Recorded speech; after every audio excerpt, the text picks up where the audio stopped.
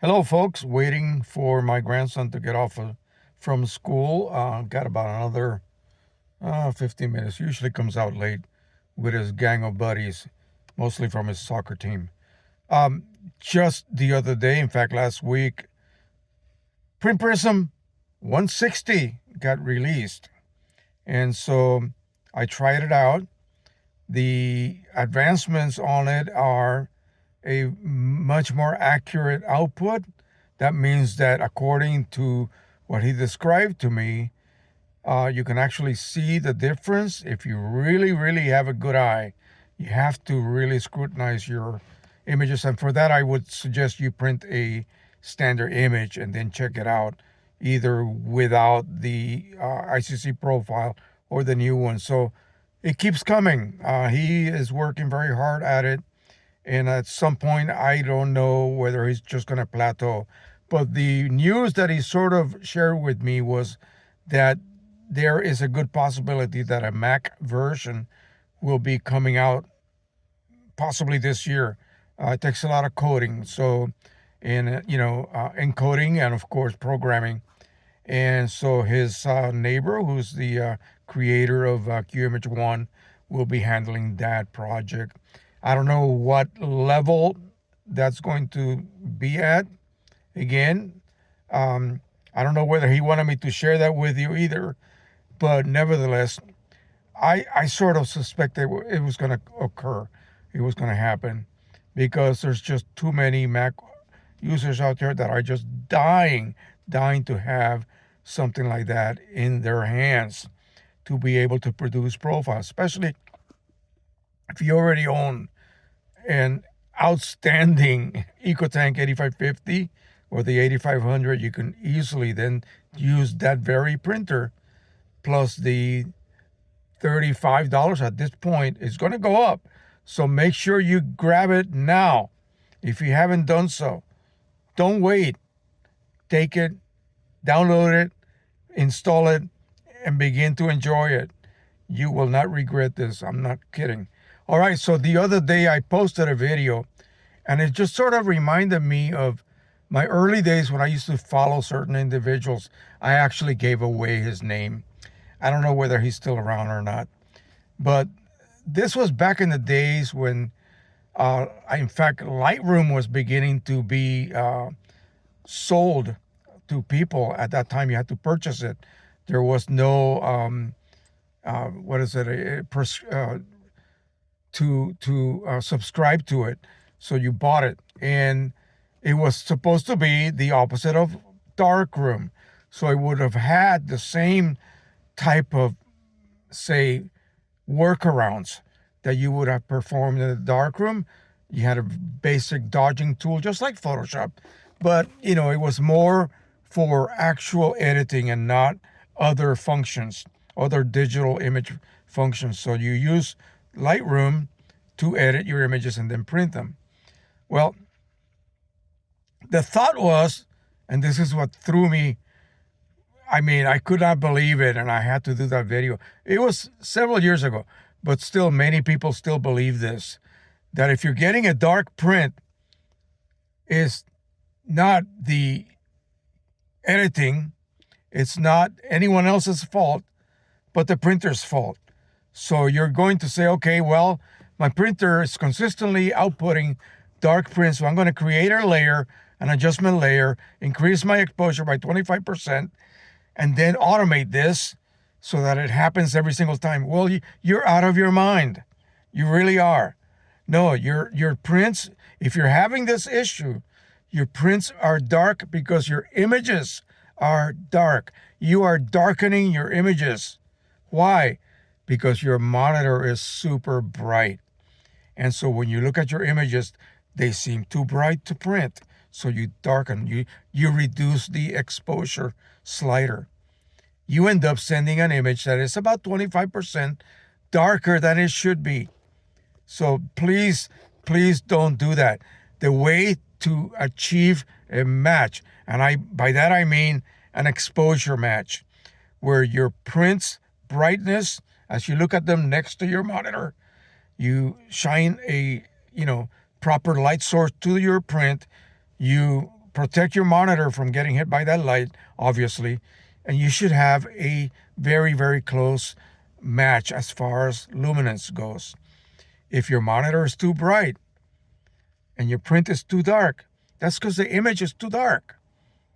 Period. If you printed this correctly using the correct, color management workflow, you're not going to have a print that was printed dark due to the driver.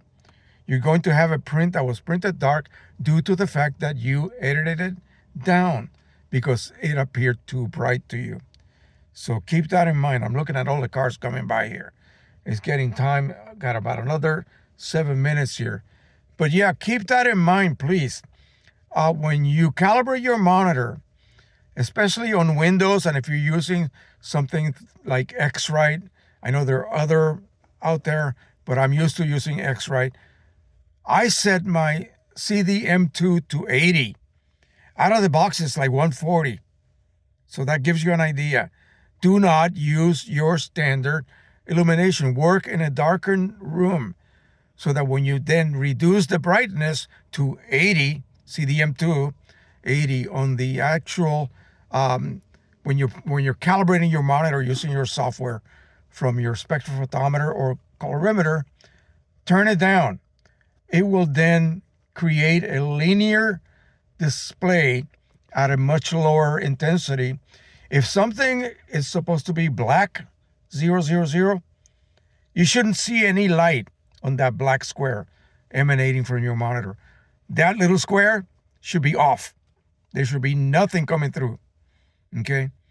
And if it's, say, 222, then you should be able to see just a smidgen of emanating light from the monitor. Just like at the movie theater, you turn the lights off when you watch a movie. You don't have the lights on, only when you're watching the previews. Now, think about it this way. Imagine if your gas gauge actually displayed gallons. And so it displays 12. But you really have 14.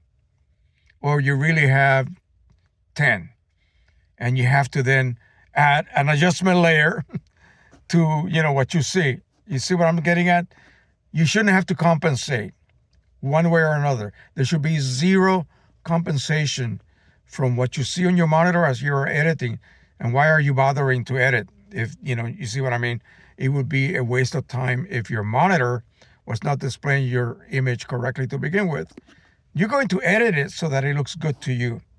And that's going to create an erroneous looking image, one that is not going to print correctly. Well, it's going to print as the image actually is and not as you are seeing it on your monitor. So keep that in mind.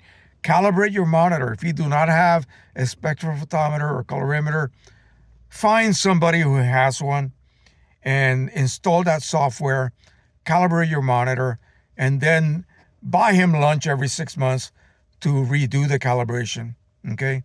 And that way you will have a monitor whose display of that image, whatever, whether it's a standard image or your personal images that you go out and shoot, you want them to be displayed correctly, okay? Once they are displayed correctly, you will edit them to your liking. And then with the correct color managed workflow, that means a good profile, print prism, and the proper workflow, you are going to get a match. It will be a 99% match. Nothing can match what the monitor outputs.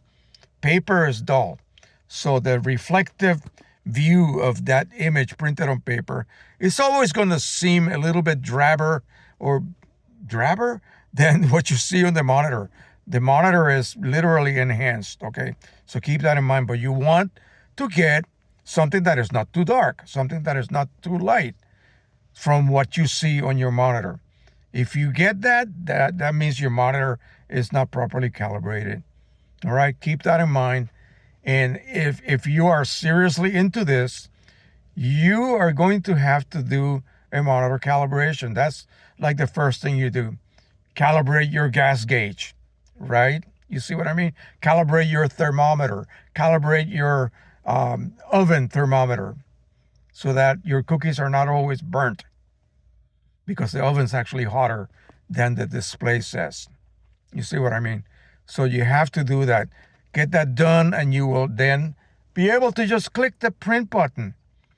Using QImage Ultimate, you set everything once. If you have one single printer, one single printer, one type of paper, it remembers exactly what you did the previous time. So your settings never change unless you change them manually. And so what came out perfect today will come out perfect tomorrow as well. And the next day, and the next day, and the next day, assuming nothing happens physically to your printer. All right, they're coming out now, so I am going to let you guys go. This was going to be posted at 5:30, just like I normally do, but this is going to be a current video. So I hope you enjoy this. Please subscribe. Please like in the video itself, not in Facebook, please. Like the video. That way YouTube says, hey, somebody likes Jose's videos, even when he's yelling. Okay. And I don't mean to yell at you guys. I'm just, it upsets me when I see experts out there. Well, they call themselves experts. They wrote books on the subject, and they're telling you to create an adjustment layer. That's because you're working in a super brightly lit environment and you crank the hell out of your monitor. No, work in the proper environment. A serious editor, video editors, they work literally in the dark. Okay. I witnessed that myself. All right. Here in DC.